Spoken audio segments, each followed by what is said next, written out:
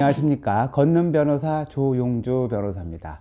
오늘은 제가 이제 그 상속의 칼럼에서도 소개한 사건인데요. 유언공증에 대한 얘기를 좀 해볼게요. 예. 우리 저기 법원 앞에 가보면 건물마다 공중사무실이 있는 거를 여러분들이 보신 적이 있을 겁니다.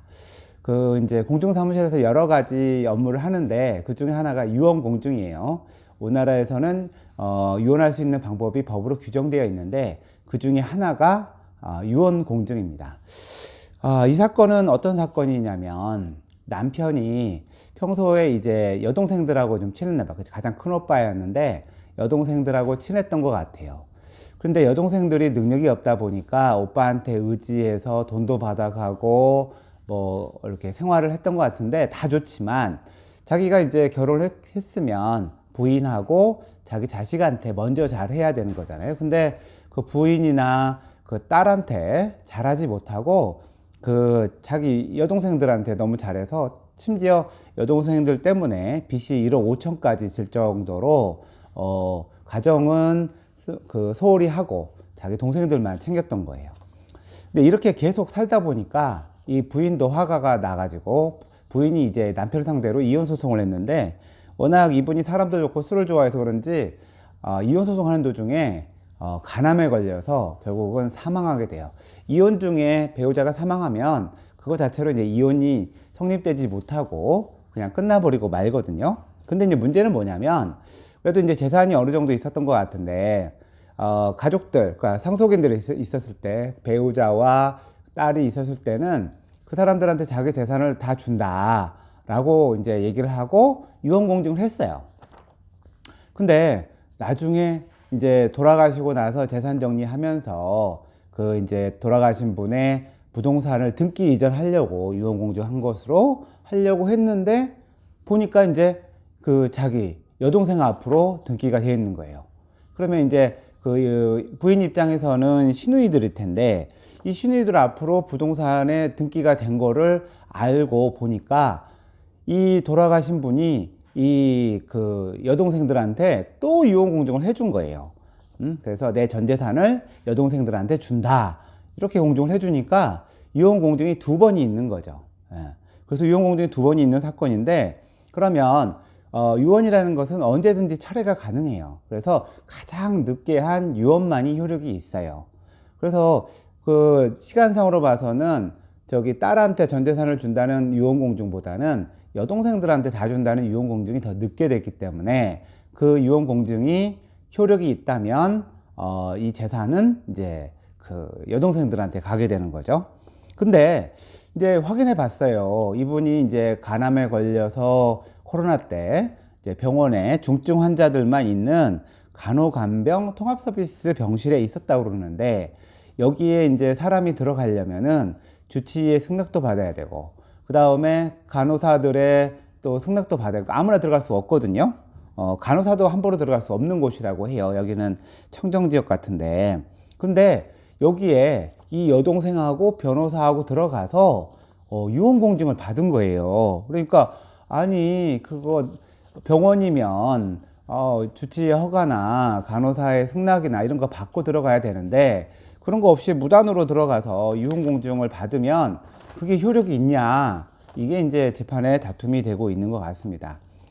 유언공증 같은 경우에는 이 공증을 하는 사람들이 우리나라 법무부가 인가한 변호사들이 일단 변호사 자격이 있어야 되고 그 다음에 법무부가 이제 인가를 해줘야 되는 거죠. 공증인이 이제 말 자체로 국가를 대신해서 어떤 행위가 있었음을 확실하게 해주는, 확인해주는 그러한 공적인 역할을 하는 사람인데 이 사람이 그냥 병원에 무단 침입을 해서 공증을 받았다?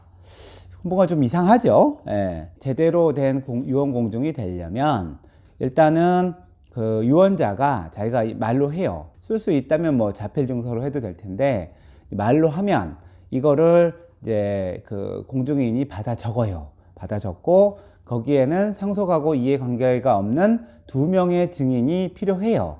그래서 그 사람이 증인을 쓰고 그 말을 다 쓴 다음에 유언자한테 이제 들려줘요. 그래서 야 이게 맞느냐라고 해서 그 유언자도 맞다고 하고 증인들도 맞다고 하고, 그래서 이제 서명 날의를 한 다음에, 그 다음에 요거에 대해서 이제 공식적으로 그 공증인이 유언이 됐다라는 기재를 하면 유언 공증이 확정이 돼요.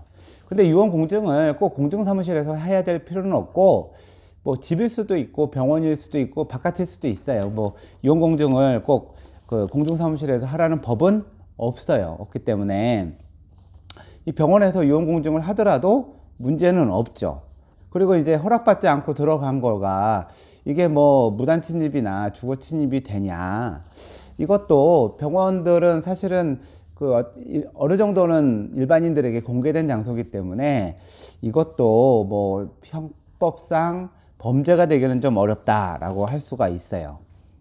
근데 아무튼 유언공증에서는 아무튼 불법으로 침입하든 그 다음에 뭐 장소가 어디든 이거는 상관하지 않고요. 가장 중요한 것은 유언자의 의사 능력이 중요해요. 유언자가 자기가 어떤 유언을 하는지 정확히 인식하고 또 유언 공증을 하고 있다라는 사실까지 다 파악을 한 다음에 자기가 거기다가 서명 날의를 해야 되는 것이기 때문에 의사 능력 상태가 가장 중요하고, 만약 그렇지 못하면 유언 공증 자체도 무효가 될 수가 있겠죠. 근데 이제 이 사건에서 이제 암 환자란 말이에요. 암 환자들이 이렇게 아주 그 돌아가시기 며칠 전에는 의식이 없는 경우가 있으니까 그런 경우에는 유언 공증한다는 게 불가능한데, 그 아무리 이제 저기 뭐 몇 개월밖에 남은 생애가 얼마 안 되는 그 말기암 환자라 하더라도 의식이 분명한 경우가 사실 대부분이에요. 그래서 말기암 환자가 유언 공증했다고 해서 의식이 없는 상태에서 했다라고 볼 수는 없고, 그거에 대한 의사의 진단서라든가 진료 기록이라든가 이거를 확인해 줄 수 있는 명확한 증거가 없는 한 공증인이 자기의 신분에 의해서 이러한 절차를 거쳐서 유언 공증을 했다면 웬만하면 이제 무효가 나지 않거든요. 나지 않는데, 그래서 무효가 나지 않으면 결국 마지막에 한 신우이에게 전 재산을 다 준다는 유언은 유효할 수가 있겠죠. 다만 상속인들이 자신들의 유류분 청구권을 행사할 수는 있지만